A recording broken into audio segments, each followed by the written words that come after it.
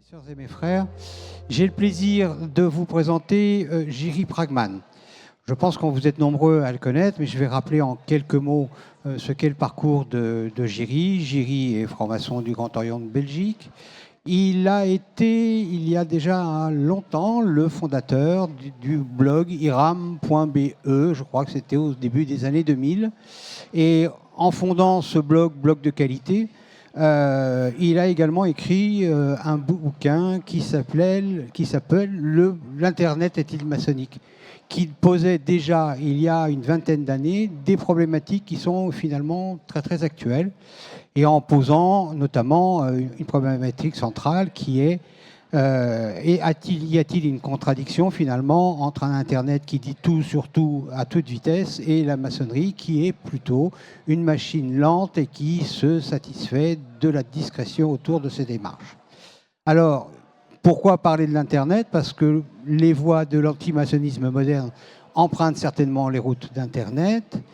Il y a toujours eu de l'antimaçonnisme. On peut peut-être dire, mais Jiri nous le dira, que finalement l'antimaçonnisme est né avec la maçonnerie. Mais il convient de nos jours d'essayer de faire la distinction entre ce qui est une critique qui est légitime, toute institution mérite d'être critiquée, et ce qui est au contraire une tromperie, un mensonge, quelque chose qui sert à dévoyer et à instrumentaliser. Jiri, c'est à toi pour une quarantaine de minutes et après nous passerons à quelques questions du public. Merci Jiri. Merci à vous d'être présents. Je comprends votre déception. Moi aussi, je voulais écouter Jean-Michel Matonnière, mais bien entendu, il est excusé pour les raisons de deuil qu'on évoquait tout à l'heure. Donc je remplace un peu au pied levé et vous allez faire essuyer les plâtres pour cette conférence parce que j'ai écrit le livre, mais j'ai encore très peu parlé autour de ce livre qui s'appelle « Antimaçonnisme, la fabrique numérique du soupçon ». La notion à la fois d'antimaçonnisme, de fabrique, de numérique et de soupçon sont des éléments très importants aujourd'hui. Ce livre est sorti...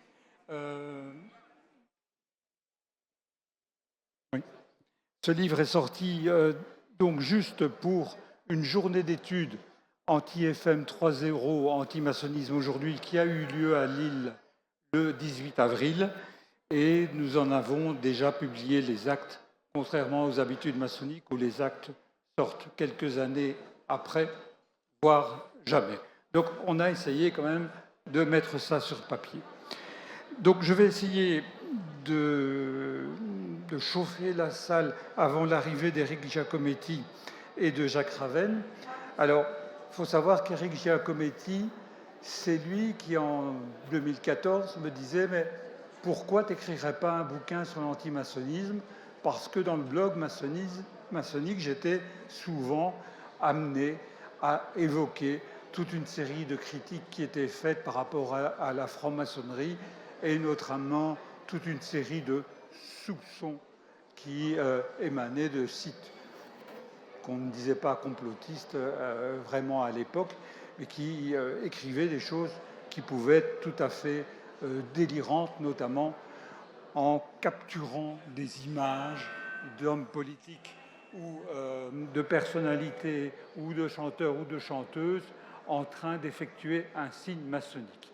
Ils avaient même été revoir des images d'anciens rituels et ils évoquaient aussi, par exemple, le fameux toucher de lunettes maçonniques. Donc c'est ainsi que les francs-maçons, d'après eux, se faisaient reconnaître.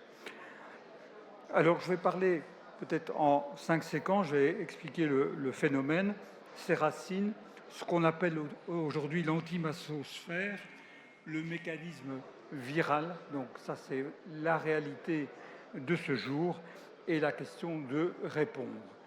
Répond-on à des antimaçons, à des complotistes, et comment? Pourquoi faire? Alors, le phénomène n'est pas nouveau, mais ce qui est très différent, c'est les ordres de grandeur. Si vous allez consulter les sites des obédiences, il y a effectivement plein d'informations sur ces obédiences, mais aussi sur la franc-maçonnerie en général. Il semblerait que 80% de l'information présente sur le web soit une information quasi officielle. Sauf que ce n'est pas celle-là qui est visitée. Ce sont toutes les informations alternatives sur lesquelles vont se rendre un certain nombre de chercheurs. Si vous consultez des pages Facebook ou YouTube des obédiences françaises, vous verrez que les chiffres de fréquentation n'ont rien à voir avec les chiffres, par exemple, du fameux franc-maçon, dont certains d'entre vous ont entendu parler, qui utilise des codes plus actuels et qui a 500 000 followers, donc 500 000 personnes qui le suivent, et une partie d'entre elles à qui il peut vendre des formations, avec des vidéos YouTube qui rapportent à partir d'un certain nombre de vues, où vous avez aussi des sites comme GPTV, qui s'appelle Géopolitique Profonde, qui a aussi 500 000 abonnés YouTube. Il est évident que quand un grand maître aujourd'hui d'une obédience se répand sur l'Internet et sur YouTube en particulier, il n'a jamais une telle audience. Le contexte aussi, c'est les gens, le public. Il y a eu des études qui ont été faites encore en 2018 notamment, qui disaient déjà à l'époque que 80% des Français adhéraient à une théorie complotiste, au moins une de ces théories. Alors, pour être clair, on va distinguer deux termes, antimaçonnisme et antimaçonnerie. Antimaçonnisme, c'est un peu comme communisme, socialisme, tous ces machins en isme. C'est une idéologie, dans ce cas-ci, une idéologie hostile, qui s'appuie sur un discours, sur des références, sur des figures, et tout cela date d'il y a plus de 2 siècles. Donc, on peut être anti-maçon sans sombrer dans l'hostilité, dans l'acte physique ou criminel. L'antimaçonnerie, c'est autre chose. Ce sont des actes organisés qui procèdent de l'idéologie. Et donc, nous avons là des campagnes d'hostilité vis-à-vis de la franc-maçonnerie.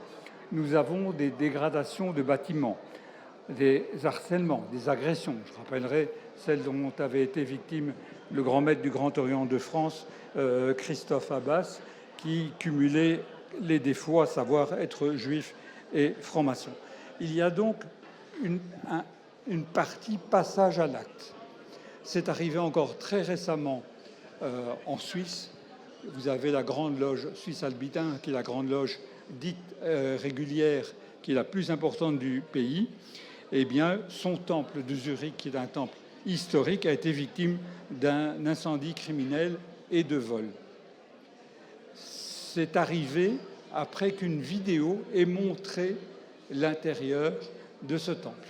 Donc, on a là une opposition entre ce qui est maintenant l'ouverture des lieux maçonniques vers le public pour qu'il puisse voir ce qui s'y passe, ce que c'est exactement un temple, une loge, et une certaine réalité qui va jusqu'à l'incendie criminel dans ce cas-là.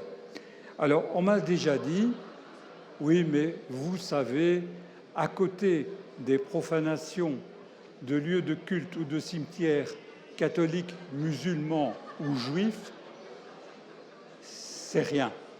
Alors, il faut tout relativiser. Il faut prendre les chiffres absolus. Les maçons, ce n'est qu'une toute petite partie de la population française. Il faut tenir compte aussi que certaines obédiences ne comptent que des hommes ou des femmes, ou les deux, à partir parfois de 18, 21 ou 25 ans. Ça fait donc vraiment une toute petite partie de la population. Et en regard de cette petite partie de la population, on peut trouver que ces actes représentent quand même une menace importante. Alors, on m'a déjà dit aussi, oui, d'accord, mais il n'y a pas mort d'homme. C'est peut-être vrai, ça aurait pu arriver, Il n'y a pas mort d'homme, mais ceci dit, il y a eu une tuerie au musée juif en Belgique, il n'y avait plus d'attentats antisémites depuis 25 ou 30 ans. Ce qui veut dire que ce n'est pas parce que, jusqu'à présent, il n'y a pas eu mort d'homme qu'il ne faut pas être précautionneux de nos jours. Et de plus en plus, les obédiences songent à la sécurité. Autrement dit, il ne suffit plus de porter un costume, une petite mallette et de sourire à la personne devant soi pour entrer dans un temple. Alors, on distingue trois âges qui viennent se cumuler au point de vue antimaçonnisme.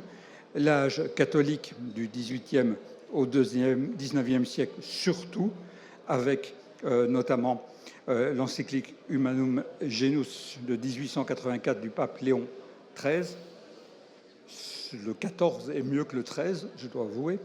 Et donc là, c'est surtout braqué, mais pas exclusivement, sur le secret maçonnique qui s'oppose au secret de la confession notamment. Il y a eu un âge plus politique où la franc-maçonnerie est assimilée au complot juif, avec aussi la circulation, jusqu'à présent d'ailleurs, des protocoles de sages de Sion de 1903. On sait qu'au départ, c'était un texte contre Napoléon III qui a été adapté en Russie et qui continue à circuler. Certains savent pertinemment bien que c'est faux, mais leur argument, c'est « ce n'est pas parce que c'est faux, que c'est un faux, que ce qu'il dit n'est pas vrai ». Bon, réfléchissez un peu là-dessus. Alors maintenant, on est passé dans un âge plus moral, de conspirationniste, où tout se cumule. On va parler tout à l'heure de ce qui est QAnon, des Illuminati, du nouvel ordre maçonnique, du pédosatanisme et même de Epstein, qui est associé à tout cela, et notamment à la franc-maçonnerie. On revient au XVIIIe siècle, Baruel, 1797, il nous sort des mémoires pour servir à l'histoire du jacobinisme. Sa théorie, c'est la franc-maçonnerie a organisé la Révolution française. Alors, il y a eu des études qui ont été faites très sérieusement sur la composition des loges maçonniques. Elles étaient en majorité composées de bourgeois et de nobles.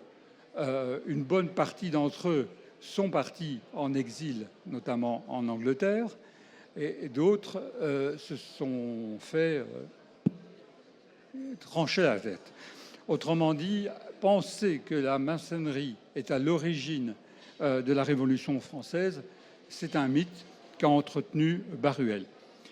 Ce n'était pas le premier, il y a eu aussi un abbé Lefranc, mais Lefranc a été victime d'un véritable massacre, donc il n'a pas pu prolonger sa carrière très longtemps, et c'est donc Baruel qui est devenu la figure de proue de cette dénonciation de la franc-maçonnerie comme organisant la Révolution française. Et aujourd'hui encore, si vous allez sur différents sites, vous allez voir qu'on vous parle de la République maçonnique ou de la République maçonnique, nous accusant donc évidemment de tous les méfaits. Il a rassemblé une trinité d'ennemis, les philosophes, donc les Lumières, les francs-maçons et les fameux Illuminati. Les Illuminati ont existé, ils ont eu une existence très très courte, d'une vingtaine d'années. Ils n'avaient que peu de membres. Ils ont effectivement essayé d'infiltrer la franc-maçonnerie sans un terrible succès. Et puis, ils ont été interdits. Leur chef, Adam Weishaupt, s'est réfugié en Bavière. Et la franc-maçonnerie, non pas en Bavière, s'est réfugié en tout cas hors de sa zone, puisqu'il était interdit en Bavière. Et donc, il est mort dans l'anonymat. Alors, je vous ai dit Adam Weishaupt. Il y a aussi, évidemment, toutes les théories sur son nom. On va vous dire que, évidemment, il était juif, ce qui n'est absolument pas le cas. Donc ce mythe circule depuis très longtemps. Il est déjà apparu à cette époque-là qu'il était difficile de réfuter tous ces arguments. C'est toujours un peu la même chose. Moi, j'ai déjà eu des discussions avec des anti-maçons, mais ils me disaient « Monsieur Bragman, vous êtes bien gentil, mais vous pourriez me dire quel grade vous avez ?»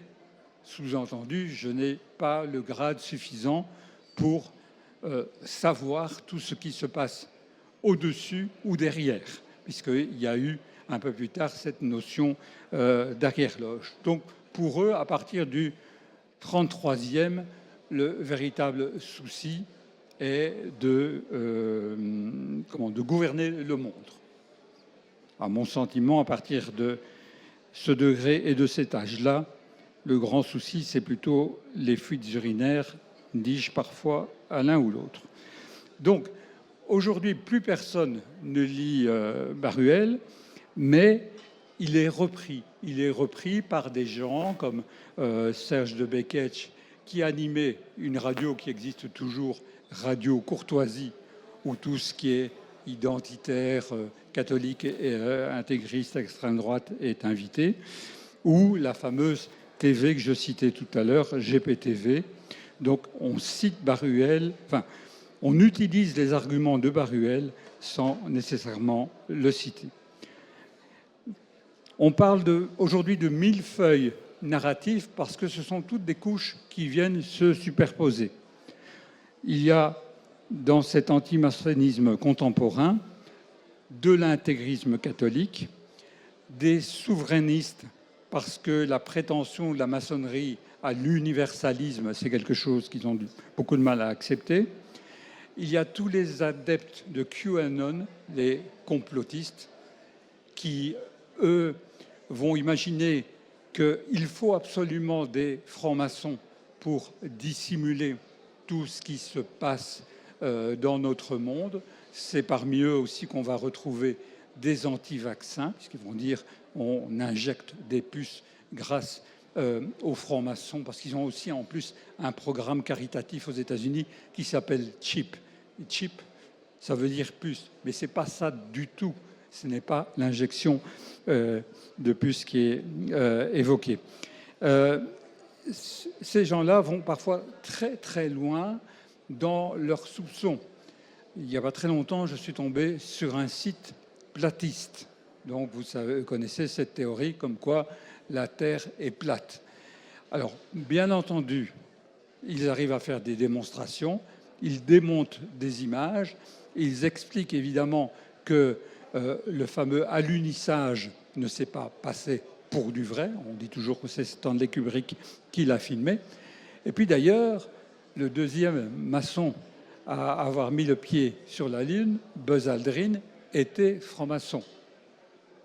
Il a d'ailleurs mis un drapeau de son chapitre. Et donc, pour eux, une telle mystification ne peut exister que s'il y a un ordre suffisamment puissant pour le couvrir.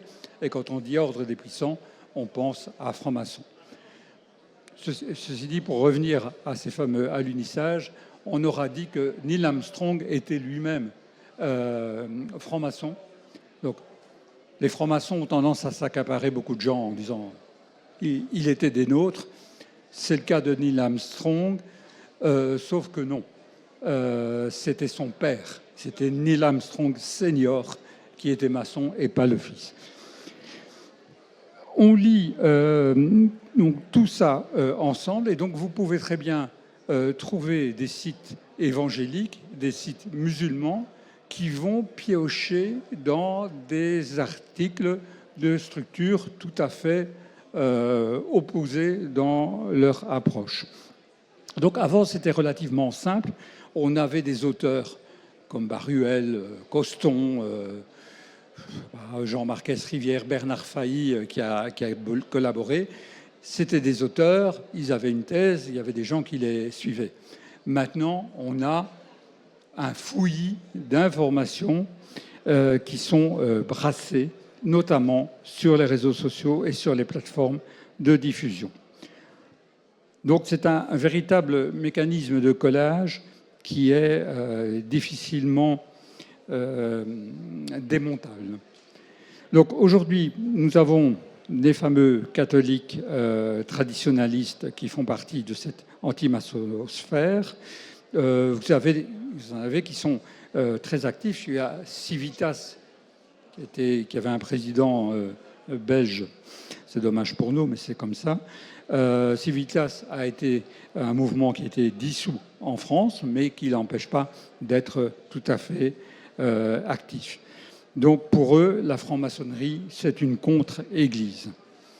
Il y a aussi une approche qu'on va qualifier de plus laïque, avec des gens comme Soral, Alain Soral, qui est venu de la gauche communiste jusqu'à l'extrême droite identitaire, qui a une maison d'édition qui s'appelle Contre-Culture et qui réédite des grands classiques de l'antimaçonnisme et de l'antisémitisme, qui fait des lettres d'information, qui fait des formations. Donc il y a tout un écosystème qui existe ainsi. Ces gens-là donc s'attaquent à un complot mondial. Ils associent Rothschild. Si vous cherchez actuellement, vous trouvez un faux compte de Ariane de Rothschild. Ariane de Rothschild existe, et vous voyez une fausse Ariane de Rothschild avec des décors maçonniques absolument surchargés. C'est du bidon. Il y a eu aussi une photo, une photo de Epstein en décor maçonnique. Ça ne va pas ébranler un maçon, parce que très vite, on se rend compte que ce décor n'a aucune cohérence. Mais il est évident que pour un certain nombre d'antimaçons, un certain nombre de personnes crédules, associer antimaçonnisme, une personne de confession juive et la pédocriminalité, c'est évidemment du pain béni, si j'ose dire. Je reviens sur la question de la pédocriminalité. La notion de crime rituel est quelque chose qui revient toujours. On s'empare aussi des œuvres de fiction. Il y a eu un film, une pure fiction, où on disait qu'on prenait une substance dans le corps qui s'appelle l'adénochrome et qui aurait pu donner une jeunesse éternelle. Et donc, les complotistes se sont emparés de cette thèse pour dire que les maçons prennent des enfants, les plus jeunes possibles, pour prendre leur adénochrome, qui sera l'élixir de jeunesse des plus nantis.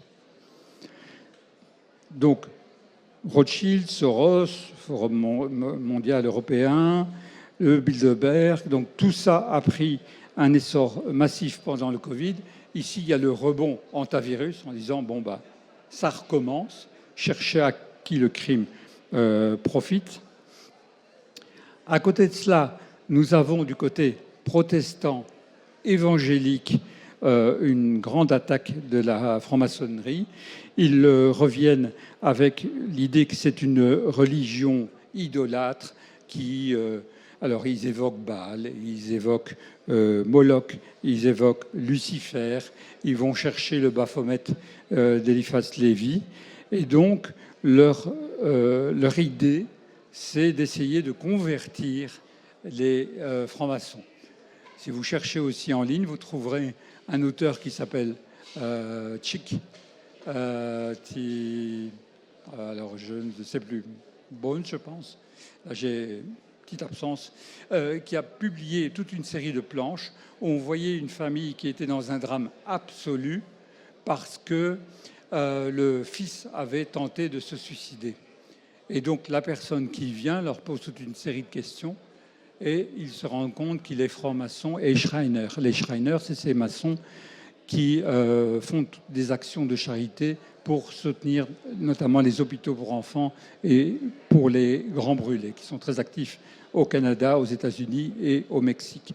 Et donc, ils expliquent qu'ils portent un fez rouge, parce que c'est un fez trempé dans le sang des chrétiens.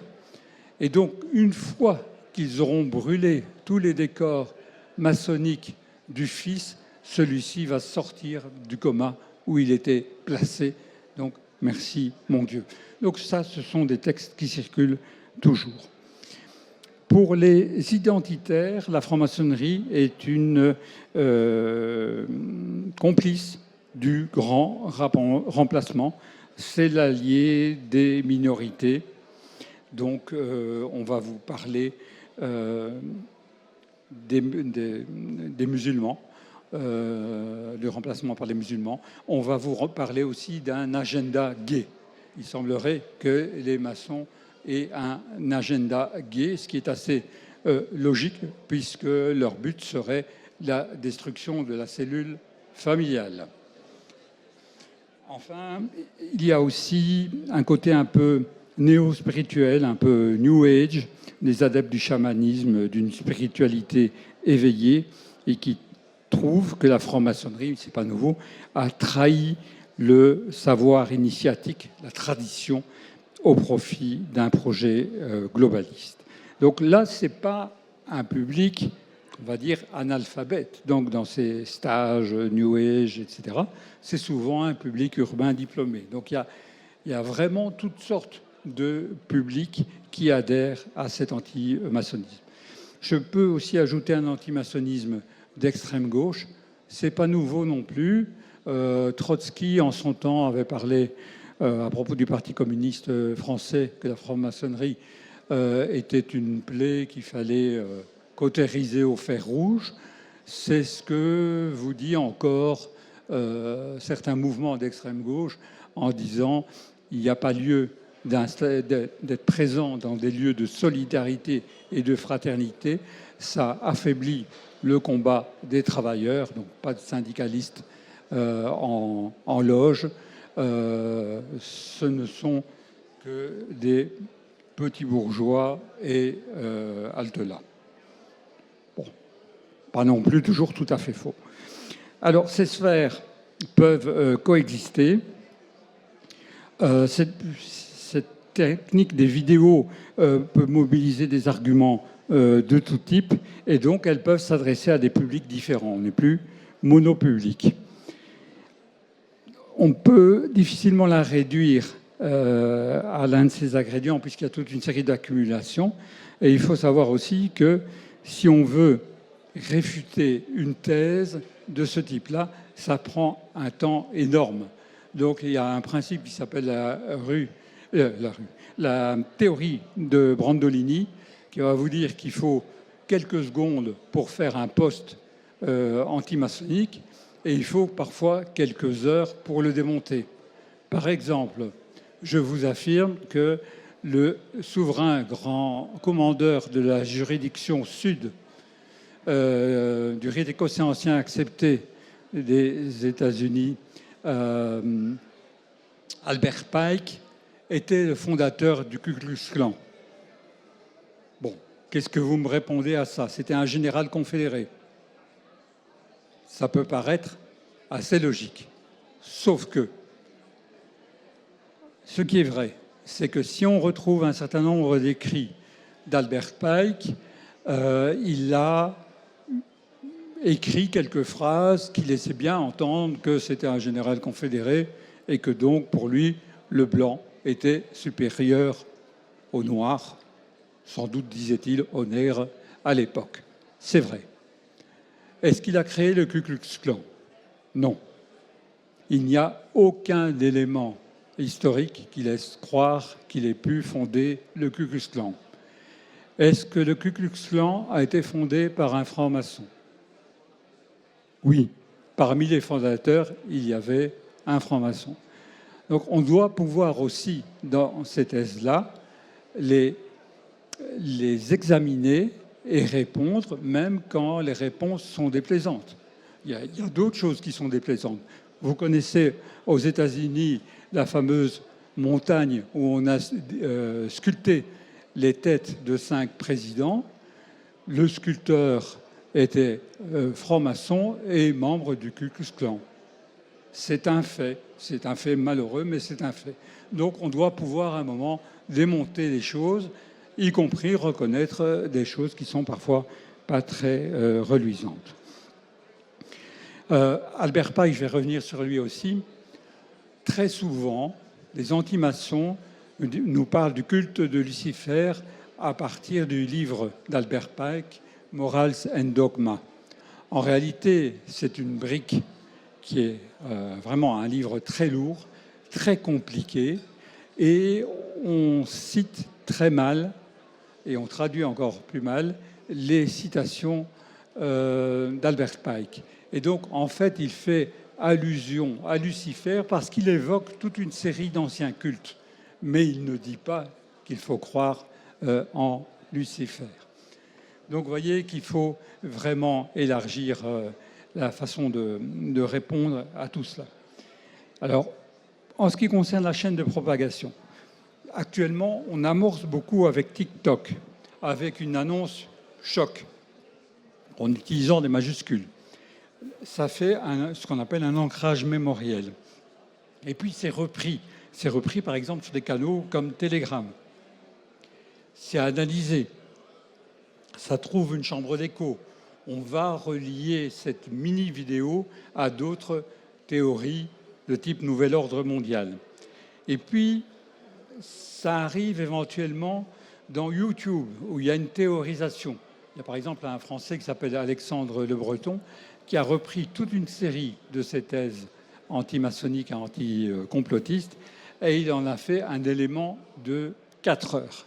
4 heures de témoignages patriés, donc y compris des gens qui se revendiquent comme francs-maçons, mais pour lesquels il n'y a aucune preuve d'appartenance maçonnique. Donc je pense par exemple à Bill Schnoebelen, qui se présentait comme maçon de haut grade, mais aussi comme sorcier, comme prêtre sataniste, comme luciférien.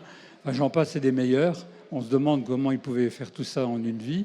Il a fait des vidéos, il y a de ça une trentaine d'années.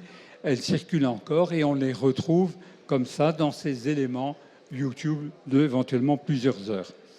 Et puis, la boucle revient à son début. Ce type de vidéo est recyclé, elle est découpée. On y ajoute une musique dramatique, des émoticônes, des titres forts, et voilà, c'est reparti. Alors, c'est un véritable modèle d'affaires, je vous disais, parce que quand vous êtes sur YouTube, vous, moi, on n'aura jamais un centime, mais à partir d'un certain nombre de vues, vous pouvez avoir des revenus publicitaires. Si vous êtes chassé de YouTube, vous allez sur un site comme Odyssée et là, vous faites appel à la solidarité, aux souscripteurs et vous pouvez comme ça recueillir des fonds. Donc certains peuvent vivre en partie de cet antimaçonnisme, les vidéos, les appels aux dons, la vente de leurs livres et le circuit des conférences. Parmi ceux-là, il y a les fameux renégats. Ce sont des gens comme Maurice Caillé, qui était ancien vénérable maître d'une loge du Grand Orient de France, qui un jour à Lourdes a eu une révélation. Et donc, il s'est mis à accuser la maçonnerie de tous les maux. Et ces textes ont été traduits en 400 langues, dont le polonais. Il y a eu aussi Serge Abad-Galardo, ancien, lui, du droit humain, qui était présenté parfois comme un grand maître. Bon, il n'a jamais été grand maître, parfois présenté comme haut grade. Il semble qu'il n'ait pas été très loin. Mais à la limite, les anti-maçons s'en fichent. Ce qui les intéresse, c'est d'avoir quelqu'un qui parle de l'intérieur. Et donc, il a pu faire plusieurs livres et tourner dans toute une série de cercles catholiques. Parlons maintenant de la bulle algorithmique, puisque je parlais du côté numérique. Ça vous est peut-être arrivé de faire un petit clic pour aller voir une vidéo qui va vous dire comment, par exemple, le logo des Jeux Olympiques de 2024 était maçonnique. Bon, voilà, vous faites un petit clic comme ça, innocent, et puis l'algorithme va détecter un intérêt alternatif. Et donc, vous allez avoir de plus en plus de suggestions. Et donc, vous allez avoir des nouvelles vidéos, des nouveaux textes qui vont apparaître avec des titres du type « Ce que les médias ne vous disent pas ». On parle des médias ou des médias mainstream. Et donc, si vous regardez de bout en bout, à la limite parce que vous êtes scandalisé, vous n'en croyez pas vos yeux et vos oreilles, au point de vue algorithmique, c'est un signal fort. Et vous allez avoir de plus en plus de contenus de ce type-là, des contenus de plus en plus radicaux, et chaque visionnage complet valide le signal de l'algorithme. Donc, dans votre fil, les contenus contradictoires vont disparaître et vous allez avoir l'impression que tout le monde sait ce que vous découvrez et que vous appartenez à une communauté de chercheurs, cherchant, sachant. Et donc, ça devient par la suite très difficile de quitter ces fameuses communautés, notamment des groupes qui sont sur Telegram, parce que très facilement, vos amis via Internet deviennent presque vos amis dans la vie. Alors, comment répondre à ça? Donc, je vous disais 30 secondes pour un petit texte complotiste, 3 heures pour le débunker. Il y a une formule qui dit « Le mensonge voyage léger et la vérité porte ses bagages ».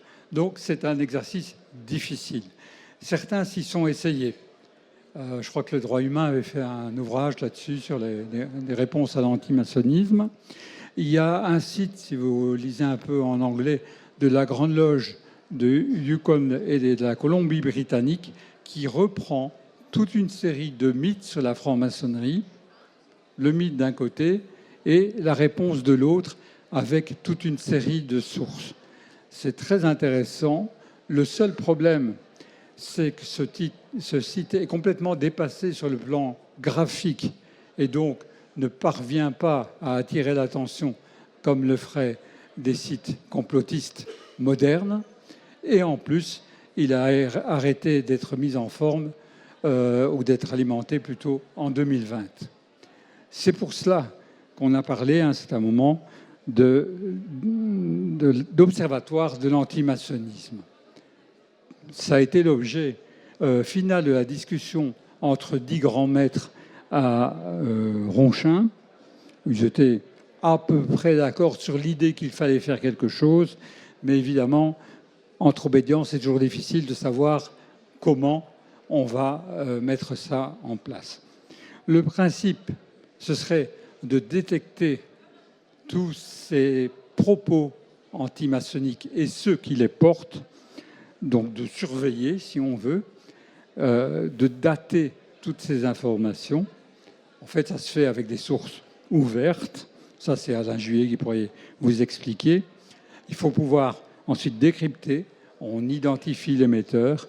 On voit quelle est la lignée. Est-ce que c'est une pensée originale ou comment sa pensée a-t-elle été nourrie?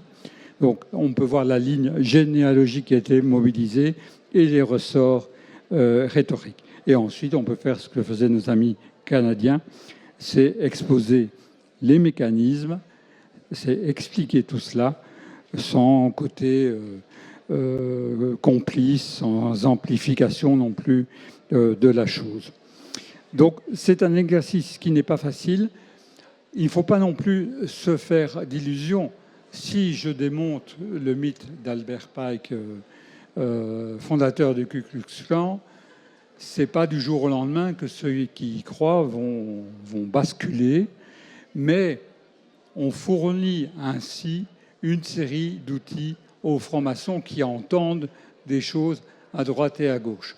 Donc un tel observatoire aurait déjà un premier rôle par rapport aux francs-maçons qui entendent beaucoup de choses, y compris dans leur milieu relationnel, familial, professionnel et à certains moments, il faut être armé pour répondre ou il faut savoir où on peut aller chercher des réponses qui ont été vérifiées, qui sont sourcées. Autrement dit, dans un tel observatoire, il ne s'agit pas d'aller mettre les mamamouchis des obédiences, il s'agit de mettre aussi des gens qui sont plutôt des chercheurs et ensuite des vulgarisateurs. Donc, les obédiences doivent soutenir ce type de projet, même si l'observatoire doit avoir une certaine indépendance. Alors, certains ont rêvé aussi de pouvoir aller en justice, comme le font des observatoires, notamment par rapport à l'antisémitisme, si ce n'est que l'antimaçonnisme, c'est une opinion, ce n'est pas un délit. Donc, on ne peut pas avoir quelque chose de similaire. Alors, est-ce que ce serait un phénomène spécifiquement français ? Il faut savoir que nos amis anglais, réguliers, reconnus par eux-mêmes, ont mis en place un tel type d'observatoire. Et alors, grande première outre-Manche, ils se sont associés avec les deux ordres féminins traditionnels qui existent en Angleterre. Je crois que la Grande Loge d'Écosse les a aussi rejoints. Et donc, ils sont en train de monter quelque chose qui est de l'ordre de cet observatoire. Il faut dire qu'il y a eu plusieurs volontés de, non pas interdire la franc-maçonnerie, mais d'obliger les maçons à se désigner, éventuellement dans des fichiers qui seraient gardés un peu secrets, mais qu'on pourrait faire sortir si les affaires se déclenchent. Et donc, actuellement, il y a une obligation de déclaration des maçons anglais de la police métropolitaine, donc la métropole de Londres. Peu l'ont fait. Il faut dire qu'on leur a demandé leur avis. En réalité, très peu ont répondu. Donc on dit 2/3 ont répondu positivement, mais je crois que c'est 2/3 de 8% ou encore moins. Donc ça n'est pas très significatif. On a la chance, nous, d'être en Europe, la vraie, la continentale. Et donc il y a eu une jurisprudence italienne où dans le Nord, une région voulait aussi casser le secret d'appartenance maçonnique. Et le Grand Orient d'Italie est allé devant la Cour européenne des droits de l'homme. Et là, évidemment, cette décision a été condamnée, cassée, au nom de la liberté philosophique et religieuse. Donc, en tant que maçons européens, nous sommes actuellement protégés, mais bien entendu, on doit continuer à faire attention. Alors, je vais conclure. Beaucoup insistent sur l'exemplarité en se disant tout le monde ne peut pas ou ne veut pas se dévoiler. On peut choisir de le faire. Dans ce cas-là, soyons exemplaires et montrons simplement qui nous sommes, ce que nous faisons. Et la plupart des gens pourront ainsi se rendre compte que les francs-maçons sont des gens comme les autres, mais qu'ils font à côté un travail différent qui les imprègne aussi dans leur vie de tous les jours. Pas trop long, chef ? C'est très bien, merci beaucoup, Jiří. On va prendre le temps de... Voilà, oui, bravo. Bravo de ce propos intéressant qui émane d'un bouquin que vous allez pouvoir trouver sur la table du Mairie-Livre et que Jiří se fera un plaisir, je pense, de vous dédicacer. J'ai demandé à Jiří de s'arrêter au bout de 5 minutes quand je lui ai fait signe, pour qu'on ait le temps éventuellement de lui poser une ou deux questions avant de passer à la suite.